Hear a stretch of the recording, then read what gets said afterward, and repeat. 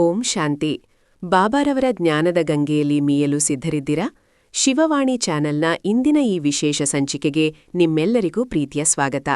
ಬಾಬಾರವರು ನಮಗಾಗಿ ನೀಡುವ ಪ್ರತಿದಿನದ ಮುರಳಿ ಕೇವಲ ಮಾತುಗಳಲ್ಲ, ಅವು ನಮ್ಮ ಜೀವನದ ದಾರಿದೀಪ. ಇಂದಿನ ದಿನನಿತ್ಯದ ಮುರಳಿ ಮಂಥನದ ಮೂಲಕ ನಾವು ಸ್ವಯಂ ಪರಿವರ್ತನೆಯ ಹಾದಿಯಲ್ಲಿ ಒಂದು ಹೆಜ್ಜೆ ಮುಂದೆ ಸಾಗೋಣ. ಬನ್ನಿ, ಇಂದಿನ ಮಧುರ ಮಹಾವಾಕ್ಯಗಳನ್ನು ಆಲಿಸೋಣ. ಕಲ್ಪನೆ ಮಾಡಿಕೊಳ್ಳಿ, ಒಬ್ಬ ಮುಳುಗುತಜ್ಞ ಅಂದರೆ ಒಬ್ಬ ಡೈವರ್ ಅತ್ಯಂತ ಆಳವಾದ ಮತ್ತು ವಿಶಾಲವಾದ ಸಾಗರದಲ್ಲಿ ಈಜುತ್ತಿದ್ದಾನೆ.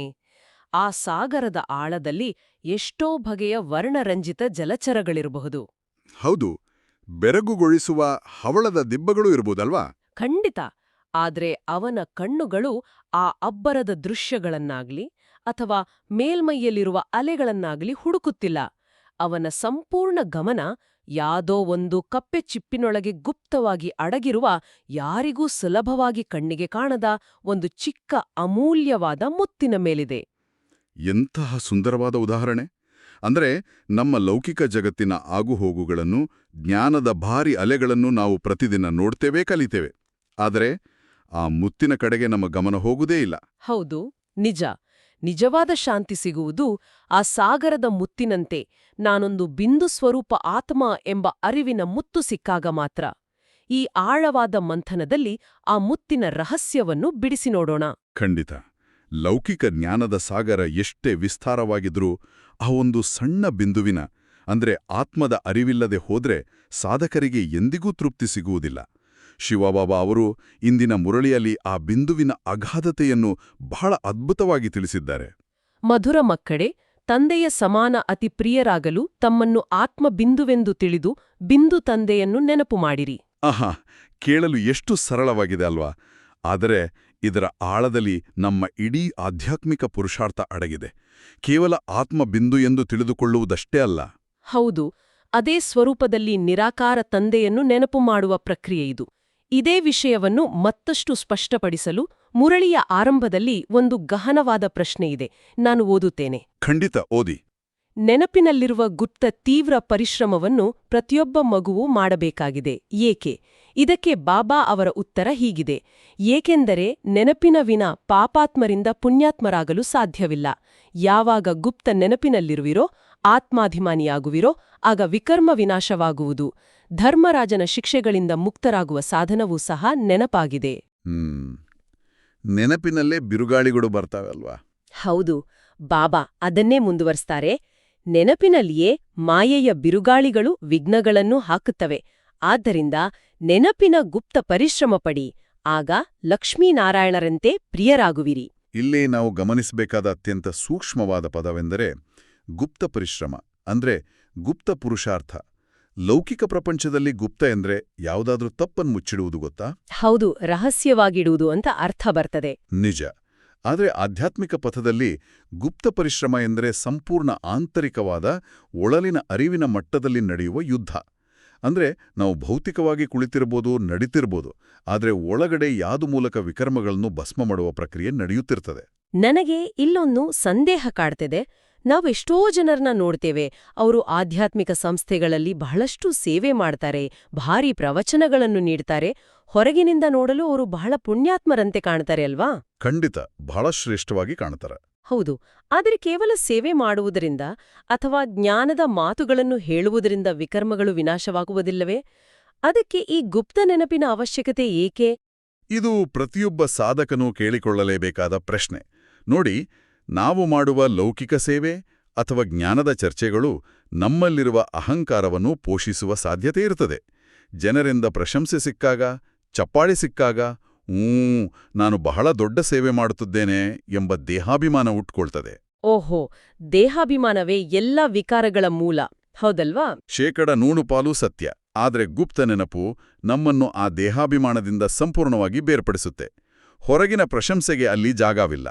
ಆತ್ಮ ಮತ್ತು ಪರಮಾತ್ಮನ ನಡುವಿನ ಆ ನಿಶ್ಶಬ್ದ ಸಂಪರ್ಕ ಇದೆಯಲ್ಲ, ಆ ಯೋಗ ಅಗ್ನಿಯಲ್ಲಿ ಮಾತ್ರ ಅಹಂಕಾರ ಕರಗಲು ಸಾಧ್ಯ. ಅಂದ್ರೆ ನಾವು ಹಾಕಿಕೊಂಡಿರುವ ವೇಷಕ್ಕೆ, ಈ ಭೌತಿಕ ಶರೀರಕ್ಕೆ ಸಂಬಂಧಿಸಿದ ಯಾವುದೇ ವಿಚಾರವೂ ಪಾಪಗಳನ್ನು ನಾಶ ಮಾಡಲು ಸಾಧ್ಯವಿಲ್ಲ. ಬಾಬಾ ಹೇಳ್ತಾರೆ, ಜಗತ್ತಿನ ವಿಜ್ಞಾನಿಗಳು ಎಷ್ಟೋ ಸಂಶೋಧನೆಗಳನ್ನು ಮಾಡ್ತಾರೆ. ಹೌದು, ಚಂದ್ರನವರೆಗೂ ಹೋಗ್ತಾರೆ. ನಿಜ. ಇತಿಹಾಸ ಮತ್ತು ಭೂಗೋಳವನ್ನು ಅರಿಯಲು ತಮ್ಮ ಇಡೀ ಜೀವನವನ್ನೇ ಮುಡಿಪಾಗಿಡುತ್ತಾರೆ. ಆದರೆ ಈ ಲೌಕಿಕ ಜ್ಞಾನವು ಆತ್ಮ ಮತ್ತು ಪರಮಾತ್ಮನ ಅರಿವಿನ ಮುಂದೆ ತುಚ್ಛವಾದದ್ದು ಅಂತ ಶಿವಬಾಬಾ ವಿವರಿಸುತ್ತಾರೆ. ಖಂಡಿತ. ನಾವು ಪ್ರಪಂಚದ ಆಗುಹೋಗುಗಳನ್ನು ಬಹಳ ಸುಲಭವಾಗಿ ನೆನ್ಪಿಡ್ತೇವೆ. ಹೌದು, ಬೇರೆ ಗ್ರಹಗಳ ಮಾಹಿತಿ ಕೂಡ ನೆನ್ಪಿರುತ್ತದೆ. ಆದರೆ ನಾನೊಂದು ಆತ್ಮ ಎಂಬ ಇಷ್ಟು ಚಿಕ್ಕ ವಿಷಯವನ್ನು ನಾವು ಪದೇ ಪದೇ ಮರೆಯಲು ಕಾರಣವೇನು? ಇದಕ್ಕೆ ನಮ್ಮ ಜನ್ಮ ಜನ್ಮಾಂತರದ ಅಭ್ಯಾಸವೇ ಕಾರಣ. ನಾವು ಕಣ್ಣಿಗೆ ಕಾಣುವ ಭೌತಿಕ ವಸ್ತುಗಳಿಗೆ ಬಹಳ ಬೇಗ ಆಕರ್ಷಿತರಾಗುತ್ತೇವೆ. ನಮ್ಮ ಲೌಕಿಕ ತಂದೆಯನ್ನು ನೆನಪು ಮಾಡಿಕೊಳ್ಳುವುದು ಸುಲಭ, ಏಕೆಂದರೆ ಅವರ ಜೊತೆಗಿನ ಸಂಬಂಧ ಕಣ್ಣಿಗೆ ಕಾಣುತ್ತದೆ. ಹೌದು, ಭೌತಿಕವಾದ ಆಕಾರ ಇದೆ. ನಿಜ. ಆದರೆ ಪಾರಲೌಕಿಕ ತಂದೆಯನ್ನು ನೆನಪು ಮಾಡುವುದು, ಕಣ್ಣಿಗೆ ಕಾಣದ ಆತ್ಮ ಮತ್ತು ಪರಮಾತ್ಮನ ಸಂಬಂಧವನ್ನು ಅರಿತುಕೊಳ್ಳುವುದು ಎಲ್ಲಕ್ಕಿಂತ ಸುಲಭ ಹಾಗೂ ಎಲ್ಲಕ್ಕಿಂತ ಕಷ್ಟದ ಕೆಲಸವಾಗಿದೆ. ಕಷ್ಟ ಏಕೆಂದರೆ ನಾವು ಈ ಶರೀರವನ್ನೇ ನಾನು ಎಂದು ನಂಬಿಬಿಟ್ಟಿದ್ದೇವೆ. ಇದನ್ನೇ ಬಾಬಾ ದೇಹಾಭಿಮಾನ ಎಂದು ಕರೆಯುತ್ತಾರೆ. ದೇಹವೇ ನಾನು ಎಂಬ ಭ್ರಮೆ ಎಷ್ಟೊಂದು ಗಾಢವಾಗಿದೆ ಎಂದರೆ ಬಾಬಾ ನೀಡುವ ಸತ್ಯದ ಅರಿವು ಕೆಲವೊಮ್ಮೆ ಬಹಳ ಆಶ್ಚರ್ಯವನ್ನುಂಟು ಮಾಡುತ್ತದೆ. ಆತ್ಮವು ಒಂದು ನಕ್ಷತ್ರದಂತೆ ಅತೀ ಸೂಕ್ಷ್ಮ ಬಿಂದುವಾಗಿದೆ ಮತ್ತು ಪಾರಲೌಕಿಕ ತಂದೆ ಕೂಡ ಬಿಂದುವಾಗಿದ್ದಾರೆ ಎಂದು ಬಾಬಾ ಸ್ಪಷ್ಟಪಡಿಸುತ್ತಾರೆ. ಹೌದು, ಭೌತಿಕ ಪ್ರಪಂಚದ ದೃಷ್ಟಿಕೋನವೇ ಬೇರೆ ಅಲ್ವಾ? ಖಂಡಿತ. ಭೌತಿಕ ಪ್ರಪಂಚವು ಭಗವಂತನನ್ನು ಕೋಟಿ ಸೂರ್ಯ ತೇಜೋಮಯ ಎಂದುಕೊಂಡಿದೆ ಅಥವಾ ಆತನಿಗೆ ಅಗಾಧವಾದ ಆಕಾರವಿದೆ ಎಂದು ಕಲ್ಪಿಸಿಕೊಂಡಿದೆ. ಇನ್ನು ಕೆಲವರು ಆತ್ಮವೇ ಪರಮಾತ್ಮ ಎಂದು ಭಾವಿಸಿದ್ದಾರೆ. ನಿಜವಾದ ಮಾತು. ಆದರೆ ಇಬ್ಬರು ಬಿಂದು ಸ್ವರೂಪರು ಎಂಬುದು ಎಷ್ಟೊಂದು ಅದ್ಭುತವಾದ ರಹಸ್ಯ. ಮತ್ತು ಆ ಬಿಂದುವಿನ ರಹಸ್ಯ ಕೇವಲ ಆಕಾರಕ್ಕೆ ಮಾತ್ರ ಸೀಮಿತವಾಗಿಲ್ಲ ಗೊತ್ತಾ? ಒಂದು ಚಿಕ್ಕ ಆಲದ ಬೀಜದಲ್ಲಿ ಹೇಗೆ ಇಡೀ ಮರ ಅಡಗಿರುತ್ತದೆಯೋ ಹಾಗೆ ಆ ಅತಿ ಸೂಕ್ಷ್ಮವಾದ ಆತ್ಮಬಿಂದುವಿನಲ್ಲಿ ಪೂರ್ತಿ 84 ಜನ್ಮಗಳ ಅವಿನಾಶಿ ಪಾತ್ರ ಅಡಗಿದೆ. ಅಬ್ಬಾ, 84 ಜನ್ಮಗಳ ಸಂಪೂರ್ಣ ರೆಕಾರ್ಡಿಂಗ್. ಹೌದು. ನಾವು ಎಲ್ಲಿಂದ ಬಂದೆವೋ, ಸೂರ್ಯವಂಶಿ, ಚಂದ್ರವಂಶಿ ಎಂಬ ಈ ಚಕ್ರವನ್ನು ಬುದ್ಧಿಯಲ್ಲಿ ತಿರುಗಿಸುವುದು ಸುಲಭ. ಬಹಳಷ್ಟು ಸಾಧಕರು ಜ್ಞಾನದ ಈ ಚಕ್ರವನ್ನು ಕರತಲಾಮಲಕ ಮಾಡಿಕೊಂಡಿರುತ್ತಾರೆ. ಆದರೆ ನಾನು ಆತ್ಮ ಇಂದು ಪ್ರತಿಕ್ಷಣವೂ ನಿಶ್ಚಯ ಮಾಡಿಕೊಳ್ಳುವ ಸ್ಥಿತಿ ಇದೆಯಲ್ಲ, ಅದು ಬಹಳ ವಿರಳ. ಅಂದ್ರೆ ಕೇವಲ ಜ್ಞಾನ ಗೊತ್ತಿರುವುದು ಮತ್ತು ಆ ಜ್ಞಾನದಲ್ಲೇ ನೆಲೆಸಿರುವುದು ಎರಡೂ ಭಿನ್ನವಾದ ವಿಚಾರಗಳು. ಬಾಬಾ ಎಚ್ಚರಿಸುತ್ತಾರೆ, ಕೆಲವರು ಜ್ಞಾನದಲ್ಲಿ ಪಂಡಿತರಾಗುತ್ತಾರೆ. ಅವರಿಗೆ ಪ್ರತಿಯೊಂದು ವಿಚಾರವೂ ಗೊತ್ತಿರುತ್ತದೆ. ಆದರೆ ಅವರ ಯೋಗದ ಚಾಟ್ ಇರುವುದಿಲ್ಲ. ಅದೇ, ನಿರಂತರ ನೆನಪಿನ ಲೆಕ್ಕಾಚಾರ ಇರುವುದಿಲ್ಲ. ಜ್ಞಾನದ ಚಕ್ರ ಗೊತ್ತಿದೆ, ಆದರೆ ಯೋಗದ ಶಕ್ತಿ ಇಲ್ಲ. ಇದು ಹೇಗಿದೆ ಅಂದ್ರೆ, ಒಂದು ಭೋಜನಾಲಯದ ಮೆನುವನ್ನು ಓದಿ ಅದರಲ್ಲಿ ಏನೇನಿದೆ ಎಂದು ಬಾಯ್ಪಾಠ ಮಾಡಿ ಹೊಟ್ಟೆ ತುಂಬಿತು ಎಂದುಕೊಂಡಂತೆ. ಎಂತಹ ನಿಖರವಾದ ಉದಾಹರಣೆ. ಮೆನು ಓದಿದ್ರೆ ಹೊಟ್ಟೆ ತುಂಬುವುದಿಲ್ಲ, ಭೋಜನ ಮಾಡಲೇಬೇಕು. ಬಾಬಾ ಅವರು ಪರಮಾತ್ಮನನ್ನು ಸದ್ಗತಿದಾತ ಎಂದು ಕರೆಯುತ್ತಾರೆ. ಅಂದರೆ ಸದ್ಗತಿಯನ್ನು ನೀಡುವವನು ಕೇವಲ ಆ ನಿರಾಕಾರ ತಂದೆ ಮಾತ್ರ. ಕೇವಲ ಪುಸ್ತಕದ ಜ್ಞಾನವು ನಮ್ಮನ್ನು ಸದ್ಗತಿಯತ್ತ ಕೊಂಡೊಯ್ಯುವುದಿಲ್ಲ. ಹೌದು, ಅದಕ್ಕೆ ನಿರಂತರ ಸ್ಮೃತಿ ಬೇಕು. ಖಂಡಿತ. ಈ ಯೋಗ ಅಗ್ನಿಯು ನಮ್ಮ ಮೇಲೆ ಹಿಡಿದಿರುವ ಜನ್ಮ ಜನ್ಮಾಂತರದ ತುಕ್ಕನ್ನು ಕರಗಿಸ್ತದೆ. ಬಾಬಾ ಬಹಳ ಸುಂದರವಾಗಿ ಹೇಳ್ತಾರೆ, ಬೆಳ್ಳಿಯ ಪಾತ್ರೆಗೆ ಗಾಳಿ ತಾಗಿದಾಗ ಹೇಗೆ ಕಪ್ಪಾಗುತ್ತದೆಯೋ ಹಾಗೆ ನಮ್ಮ ಆತ್ಮದ ಮೇಲೆ ಪಂಚವಿಕಾರಗಳ ತುಕ್ಕು ಹಿಡಿದಿದೆ. ಅಂದರೆ ಆತ್ಮವು ತನ್ನ ಮೂಲ ಸ್ವರೂಪವನ್ನು ಕಳೆದುಕೊಂಡಿದೆ. ನಿಜ. ಮೂಲತಃ ಸತೋಪ್ರಧಾನ ಅಂದ್ರೆ ಸಂಪೂರ್ಣ ಪವಿತ್ರ ಮತ್ತು ಶಕ್ತಿಯುತವಾಗಿದ್ದ ಆತ್ಮ ಜನ್ಮ ಜನ್ಮಾಂತರದ ದೇಹದ ಆಕರ್ಷಣೆಗಳಿಂದ ತಮೋಪ್ರಧಾನವಾಗಿದೆ, ಅಂದ್ರೆ ಸಂಪೂರ್ಣವಾಗಿ ಮಲಿನವಾಗಿದೆ. ಹಾಗಾದ್ರೆ ಈ ತಮೋಪ್ರಧಾನ ಸ್ಥಿತಿಯಿಂದ ಮತ್ತೆ ಸತೋಪ್ರಧಾನ ಸ್ಥಿತಿಗೆ ಮರಳುವುದು ಹೇಗೆ? ಇದನ್ನೇ ಬಾಬಾ ಮನ್ಮನಾಭವ ಎಂಬ ಮಹಾಮಂತ್ರದ ಮೂಲಕ ವಿವರಿಸ್ತಾರೆ ಅಲ್ವಾ? ಹೌದು, ಸಂಪೂರ್ಣವಾಗಿ. ಆದ್ರೆ ಒಂದು ಪ್ರಮುಖವಾದ ಪ್ರಶ್ನೆ ಏಳುತ್ತದೆ. ಕೇವಲ ಒಂದು ಬೆಳಕಿನ ಬಿಂದುವನ್ನು ನೆನಪು ಮಾಡುವುದರಿಂದ ಕೋಪ, ದುರಾಸೆಯಂತಹ ಪ್ರಬಲವಾದ ವಿಕಾರಗಳು ಹೇಗೆ ನಾಶವಾಗಲು ಸಾಧ್ಯ? ಇದರ ಹಿಂದಿನ ಆಧ್ಯಾತ್ಮಿಕ ತರ್ಕವೇನು ಅಂತ ವಿವರಿಸ್ಬೋದಾ? ಬಹಳ ಆಳವಾದ ಪ್ರಶ್ನೆ ಇದು. ನಾವೆಲ್ಲರೂ ಅರ್ಥ ಮಾಡಿಕೊಳ್ಬೇಕಾದ ಒಂದು ಸೂಕ್ಷ್ಮತೆ ಇಲ್ಲಿದೆ. ಕೋಪ, ದುರಾಸೆ, ಕಾಮ ಇವೆಲ್ಲವೂ ಬಂದು ಭೌತಿಕ ದೇಹ ಮತ್ತು ಅಹಂಕಾರವನ್ನು ರಕ್ಷಿಸಿಕೊಳ್ಳುವ ಸಾಧನಗಳು. ನಮ್ಮ ಆಸೆಗಳೆಲ್ಲವೂ ಈ ದೇಹಕ್ಕೆ ಸಂಬಂಧಪಟ್ಟಿದ್ದೇ ಅಲ್ವಾ? ಹೌದು. ನಾನು ಈ ದೇಹ, ಇದು ನನ್ನದು ಎಂಬ ಭಾವನೆಯಿಂದಲೇ ಇವೆಲ್ಲ ಹುಟ್ಟುತ್ತವೆ. ಆದರೆ ಯಾವಾಗ ನಾವು ನಮ್ಮನ್ನು ನಾನೊಂದು ಶಾಶ್ವತವಾದ, ಅಮರವಾದ, ಪ್ರಕಾಶಮಾನ ಬಿಂದು ಎಂದು ಭಾವಿಸುತ್ತೇವೆಯೋ ಆಗ ಈ ಭೌತಿಕ ಶರೀರದ ಅಗತ್ಯಗಳಿಗೆ ಬೆಲೆಯೇ ಇರುವುದಿಲ್ಲ.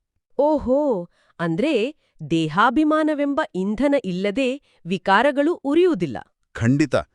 ದೇಹಾಭಿಮಾನವಿಲ್ಲದಿದ್ದಾಗ ವಿಕಾರಗಳ ಬೆಂಕಿ ತಾನಾಗಿಯೇ ನಂದಿ ಹೋಗುತ್ತದೆ.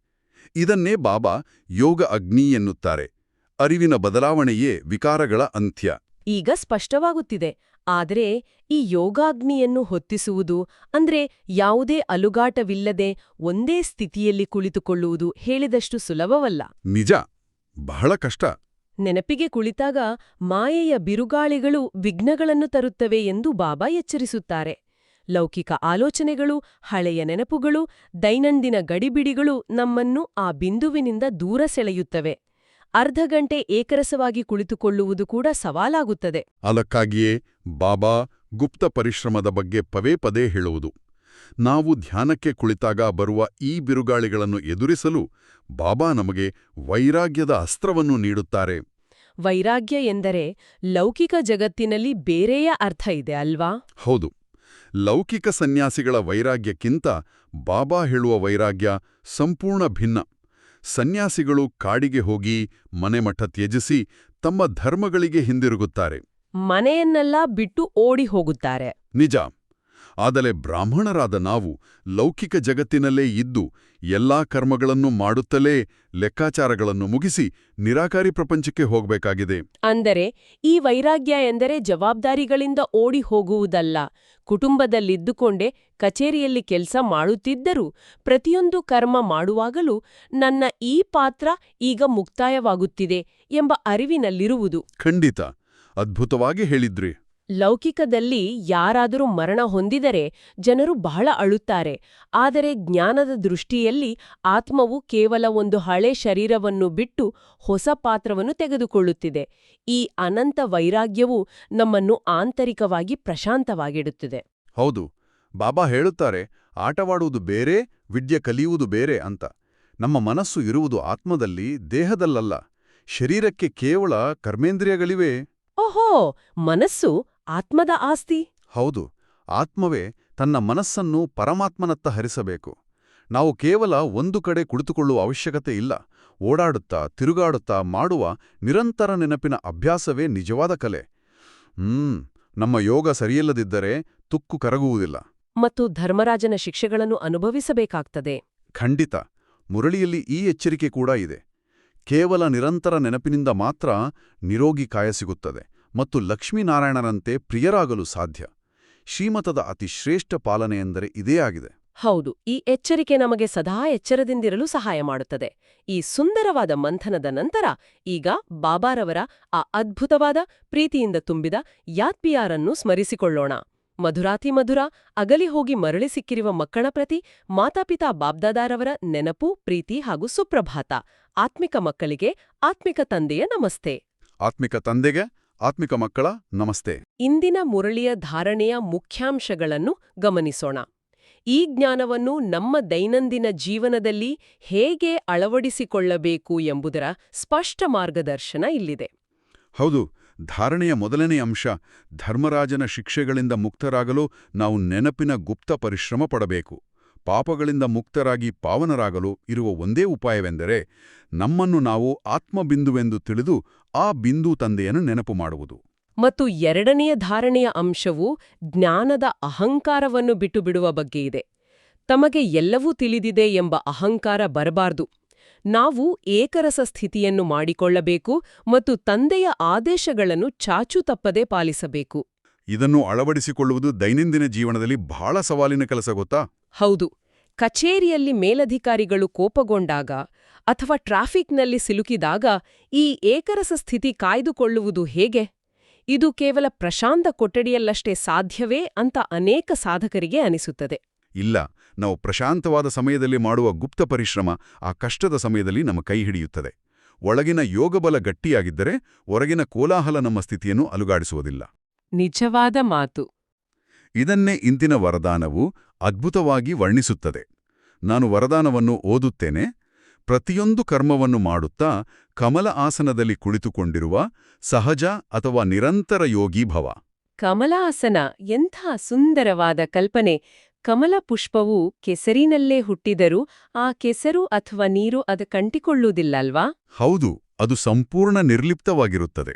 ಅದೇ ರೀತಿ ಲೌಕಿಕ ಹೊಣೆಗಾರಿಕೆಗಳ ಮಧ್ಯೆ ಇದ್ದರೂ ನಾವು ಆ ಕರ್ಮಗಳ ಲೇಪನದಿಂದ ಮುಕ್ತರಾಗಿರಬೇಕು. ಆದರೆ ಈ ಕಮಲದ ಆಸನದಲ್ಲಿ ಸ್ಥಿತರಾಗಲು ಬಾಬಾ ಒಂದು ಷರತ್ತನ್ನು ನೀಡುತ್ತಾರೆ. ಯಾರು ಸಂಪೂರ್ಣವಾಗಿ ಹಗುರವಾಗಿರುತ್ತಾರೆಯೋ ಅವರೇ ಈ ಆಸನದಲ್ಲಿ ಕುಳಿತುಕೊಳ್ಳಲು ಸಾಧ್ಯ. ಖಂಡಿತ. ಹಗುರವಾಗುವುದೆಂದರೆ ಮನಸ್ಸಿನ ಮೇಲಿರುವ ಎಲ್ಲಾ ರೀತಿಯ ಹೊರೆಗಳನ್ನು ಇಳಿಸುವುದು, ಲೌಕಿಕ ಸಂಬಂಧಗಳ ಮಮಕಾರ ಇರಬಹುದು, ವಿನಾಶಿ ವಸ್ತುಗಳ ಆಕರ್ಷಣೆ ಇರಬಹುದು. ಹೌದು, ಮತ್ತು ಅತಿಯಾದ ಸಂಕಲ್ಪಗಳ ಹೊರೆ ಕೂಡ. ಇವೆಲ್ಲವೂ ನಮ್ಮನ್ನು ಕೆಳಗೆ ಇಳಿತವೆ. ಈ ಬಂಧನಗಳನ್ನು ಬಿಟ್ಟು ಸಾಕ್ಷೀಭಾವದಲ್ಲಿದ್ದಾಗ ಮಾತ್ರ ಕಮಲ ಆಸನದಲ್ಲಿ ಸ್ಥಿತರಾಗಲು ಸಾಧ್ಯ. ಇದರ ಜೊತೆಗೆ ಇಂದಿನ ಸ್ಲೋಗನ್ ಕೂಡ ನಮ್ಮ ಆಂತರಿಕ ದೃಢತೆಯನ್ನು ಹೆಚ್ಚಿಸುವಂತಿದೆ. ನಾನು ಓದುತ್ತೇನೆ. ಸಹನಶೀಲತೆಯ ಗುಣವನ್ನು ಧಾರಣೆ ಮಾಡಿಕೊಳ್ಳುತ್ತೀರೆಂದರೆ ಅಸತ್ಯತೆಯ ಆಶ್ರಯವನ್ನು ತೆಗೆದುಕೊಳ್ಳಬೇಕಾಗುವ ಅವಶ್ಯಕತೆ ಇರುವುದಿಲ್ಲ. ಬಹಳ ಆಳವಾದ ಮಾತಿದು. ಹೌದು, ಕೆಲವೊಮ್ಮೆ ನಮ್ಮ ತಪ್ಪಿಲ್ಲದಿದ್ದರೂ ಇತರರು ದೂಷಿಸಿದಾಗ ನಮ್ಮನ್ನು ನಾವು ಸಮರ್ಥಿಸಿಕೊಳ್ಳಲು ಹೋಗಿ ಸುಳ್ಳಿನ ಆಶ್ರಯ ಪಡೆಯುತ್ತೇವೆ ಅಲ್ವಾ? ನಿಜ, ನಾವೇ ಸರಿ ಅಂತ ಸಾಧಿಸಲು ಹೋಗ್ತೇವೆ. ಆದರೆ ನಿಜವಾದ ಸಹನಶೀಲತೆ ಇದ್ರೆ ಯಾರಿಗೂ ವಿವರಣೆ ನೀಡುವ ಅಗತ್ಯವೇ ಬರೋದಿಲ್ಲ. ಸತ್ಯವು ತಾನಾಗೇ ಪ್ರಕಟವಾಗುತ್ತದೆ. ಖಂಡಿತ. ಈ ಸಹನೆಯೇ ನಮ್ಮನ್ನು ಅವ್ಯಕ್ತ ಸೂಚನೆಯ ಕಡೆಗೆ ಕೊಂಡೊಯ್ಯುತ್ತದೆ. ಅವ್ಯಕ್ತ ಸೂಚನೆಯಲ್ಲಿ ಬಾಬಾ ಹೇಳುತ್ತಾರೆ, ಮಹಾನರಾಗಲು ಮಧುರತೆ ಮತ್ತು ನಮ್ರತೆಯ ಗುಣ ಧಾರಣೆ ಮಾಡಿ. ಹೌದು, ಯಾರ ಸಂಸ್ಕಾರ ಸರಳ ಮತ್ತು ಮಧುರವಾಗಿರುತ್ತದೆ ಅದು ಅವರ ಮುಖ ಮತ್ತು ನಡವಳಿಕೆಯಲ್ಲಿ ಪ್ರತಿಫಲಿಸುತ್ತದೆ. ನಮ್ಮ ಪ್ರತಿಯೊಂದು ನಡೆಯಲ್ಲೂ ಆ ನಮ್ರತೆ ಇದ್ದಾಗ ಮಾತ್ರ ನಾವು ಬಾಪ್ದಾದರವರ ನಿಜವಾದ ಸ್ವರೂಪವನ್ನು ಜಗತ್ತಿಗೆ ತೋರಿಸಲು ಸಾಧ್ಯ. ಖಂಡಿತ. ಈ ಎಲ್ಲ ಗಹನವಾದ ವಿಚಾರಗಳನ್ನು ಧಾರಣೆ, ವರದಾನ, ಸ್ಲೋಗನ್ ಮತ್ತು ಅವ್ಯಕ್ತ ಸೂಚನೆಗಳನ್ನು ನಮ್ಮ ಅಂತರಾಳದಲ್ಲಿ ಬೇರೂರಿಸುವ ಸಮಯ ಈಗ ಬಂದಿದೆ. ನಾವು ಕೇಳಿದ ಈ ಜ್ಞಾನದ ಬಿಂದುಗಳು ನಮ್ಮ ಸ್ಮೃತಿಯಲ್ಲಿ ಶಾಶ್ವತವಾಗಿ ಉಳಿಯಲು ಈಗ ಕೆಲವು ಕ್ಷಣಗಳ ಕಾಲ ಆ ನಿರಾಕಾರ ತಂದೆಯ ನೆನಪಿನಲ್ಲಿ ಲೀನವಾಗೋಣ. ನೀವು ನಮ್ಮೆಲ್ಲರಿಗೂ ಮಾರ್ಗದರ್ಶನ ನೀಡುತ್ತೀರಾ? ಖಂಡಿತವಾಗಿ. ನಾವೆಲ್ಲರೂ ಈಗ ನಮ್ಮ ಮನಸ್ಸಿನ ವೇಗವನ್ನು ನಿಧಾನಗೊಳಿಸೋಣ. ಬಾಹ್ಯ ಪ್ರಪಂಚದ ಎಲ್ಲಾ ಶಬ್ದಗಳಿಂದ, ದೈನಂದಿನ ಗಡಿಬಿಡಿಗಳಿಂದ ನಮ್ಮ ಗಮನವನ್ನು ಸಂಪೂರ್ಣವಾಗಿ ಹಿಂದಕ್ಕೆ ತೆಗೆದುಕೊಳ್ಳೋಣ. ಒಂದು ಕ್ಷಣ ಕಣ್ಣುಗಳನ್ನು ನಿಧಾನವಾಗಿ ಮುಚ್ಚೋಣ. ನಮ್ಮ ಗಮನವನ್ನು ಭ್ರೂಕುಟಿಯ ಮಧ್ಯದಲ್ಲಿ ಕೇಂದ್ರೀಕರಿಸೋಣ. ನಾನು ಒಂದು ಹೊಳೆಯುವ ಪ್ರಕಾಶಮಾನವಾದ ಬಿಂದು. ನಾನೊಂದು ದಿವ್ಯ ಶಾಂತ ಸ್ವರೂಪದ ಆತ್ಮ. ನನ್ನ ಸುತ್ತಲೂ ಈಗ ಯಾವುದೇ ಲೌಕಿಕ ಹೊರೆಗಳಿಲ್ಲ, ಯಾವುದೇ ಸಂಬಂಧಗಳ ಬಂಧನವಿಲ್ಲ. ನಾನು ಸಂಪೂರ್ಣವಾಗಿ ಹಗುರವಾಗಿದ್ದೇನೆ. ಒಂದು ಸುಂದರವಾದ, ಪವಿತ್ರವಾದ ಕಮಲದ ಹೂವಿನ ಮೇಲೆ ನಾನು ವಿರಾಜಮಾನನಾಗಿದ್ದೇನೆ. ಕೆಸರಿನಲ್ಲಿದ್ದರೂ ನಾನು ಅದರಿಂದ ಸಂಪೂರ್ಣ ನಿರ್ಲಿಪ್ತ. ನನ್ನ ಅಂತರಾಳದಲ್ಲಿ ಅಗಾಧವಾದ ಅನಂತವಾದ ಸಹನಶೀಲತೆಯ ಗುಣ ತುಂಬಿ ತುಳುಕುತ್ತಿದೆ. ಯಾವುದೇ ಪರಿಸ್ಥಿತಿಯೂ ನನ್ನ ಶಾಂತಿಯನ್ನು ಕಸಿದುಕೊಳ್ಳಲು ಸಾಧ್ಯವಿಲ್ಲ. ಮೇಲಿನಿಂದ ಪರಮಪಿತ ಶಿವಬಾಬಾರವರ ಪ್ರೇಮದ, ಶಾಂತಿಯ ದಿವ್ಯ ಕಿರಣಗಳು ನೇರವಾಗಿ ನನ್ನ ಮೇಲೆ ಸುರಿಯುತ್ತಿವೆ. ಆ ಗುಪ್ತಯೋಗ ಅಗ್ನಿಯಲ್ಲಿ ಜನ್ಮ ಜನ್ಮಾಂತರದ ಎಲ್ಲ ತುಕ್ಕುಬಲು ಕರಗಿ ಹೋಗುತ್ತಿವೆ. ನಾನು ಸಂಪೂರ್ಣವಾಗಿ ಪಾವನ, ಸತೋಪ್ರಧಾನ ಆತ್ಮನಾಗುತ್ತಿದ್ದೇನೆ. ನನ್ನ ಪ್ರತಿಯೊಂದು ಸಂಕಲ್ಪದಲ್ಲೂ, ದೃಷ್ಟಿಯಲ್ಲೂ ಕೇವಲ ಮಧುರತೆ ಮತ್ತು ನಮ್ರತೆ ಇದೆ. ನಾನು ಬಾಬ್ದಾದಾರವರ ಸಮಾನ ಗುಣಗಳನ್ನು ಹೊಂದಿರುವ ಶ್ರೇಷ್ಠ ಆತ್ಮ. ಈ ಹಗುರವಾದ ಶಾಂತಿಯ ಅನುಭವದಲ್ಲಿ ಹಾಗೆಯೇ ನೆಲೆಸಿರೋಣ. ಓಂ ಶಾಂತಿ. ಎಂಥ ದಿವ್ಯವಾದ, ಪ್ರಶಾಂತವಾದ ಅನುಭವ. ಈ ಮಂಥನದಲ್ಲಿ ಸಿಕ್ಕ ಜ್ಞಾನದ ಮುತ್ತುಗಳನ್ನು ನಾವು ಕೇವಲ ಕೇಳಿ ಮರೆಯಬಾರದು. ಇಂದಿನ ದಿನವಿಡೀ ಈ ಜ್ಞಾನವನ್ನು ನಮ್ಮ ಉಸಿರಾಗಿಸಿಕೊಳ್ಳೋಣ. ಈ ಚರ್ಚೆಯನ್ನು ಮುಕ್ತಾಯಗೊಳಿಸುವ ಮುನ್ನ ನಮ್ಮೆಲ್ಲ ಸಾಧಕರಿಗೂ ಒಂದು ಚಿಕ್ಕ ಅಭ್ಯಾಸವನ್ನು ಸೂಚಿಸಲು ಇಚ್ಛಿಸುತ್ತೇನೆ. ಇಂದು ನಾವು ಯಾರನ್ನಾದರೂ ಭೇಟಿಯಾದಾಗ ಅವರ ಭೌತಿಕ ದೇಹವನ್ನು, ಅವರ ವೇಷವನ್ನು ನೋಡುವ ಬದಲು ಅವರ ಭ್ರೂಕುಟಿಯಲ್ಲಿ ಮಿನುಗುತ್ತಿರುವ ಆ ಅದ್ಭುತವಾದ ಆತ್ಮ ಬಿಂದುವನ್ನೇ ನೋಡಲು ಪ್ರಯತ್ನಿಸೋಣ. ಕೇವಲ ಒಂದು ಪ್ರಕಾಶಮಾನ ಬಿಂದು ಮತ್ತೊಂದು ದಿವ್ಯ ಬಿಂದುವಿನೊಂದಿಗೆ ಸಂವಾದ ನಡೆಸುತ್ತಿದೆ ಎಂದು ಭಾವಿಸೋಣ. ಈ ಅಭ್ಯಾಸವು ನಮ್ಮ ಒಳಗಿನ ಪ್ರಶಾಂತತೆಯನ್ನು ಎಷ್ಟು ಆಳವಾಗಿಸುತ್ತದೆ ಎಂಬುದನ್ನು ನಾವೇ ಅನುಭವಿಸೋಣ. ಶಿವಬಾಬಾರವರ ಮಧುರ ನೆನಪಿನೊಂದಿಗೆ ಸದಾ ಆ ಯೋಗ ಅಗ್ನಿಯಲ್ಲಿ ಬೆಳಗುತ್ತಿರಿ.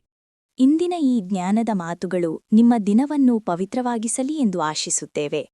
ಹಿರಿಯರು ಹೇಳಿದಂತೆ, ಕೇಳುವುದು ಸುಲಭ, ಮಂಥನ ಮಾಡುವುದು ಶ್ರೇಷ್ಠ.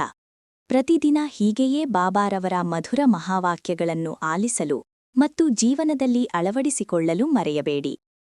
ನಿಮಗೆ ಈ ವಿಡಿಯೋ ಇಷ್ಟವಾಗಿದ್ದರೆ ದಯವಿಟ್ಟು ಲೈಕ್ ಮಾಡಿ ಮತ್ತು ನಿಮ್ಮ ಆತ್ಮೀಯರೊಂದಿಗೆ ಶೇರ್ ಮಾಡಿ. ಇಂತಹ ದಿನನಿತ್ಯದ ಮುರಳಿ ಮಂಥನಕ್ಕಾಗಿ ನಮ್ಮ ಶಿವವಾಣಿ ಚಾನೆಲ್ಗೆ ಈ ಕೂಡಲೇ ಸಬ್ಸ್ಕ್ರೈಬ್ ಆಗಿ. ಸದಾ ಖುಷಿಯಾಗಿರಿ, ಶಾಂತಿಯಿಂದರಿ. ಓಂ ಶಾಂತಿ.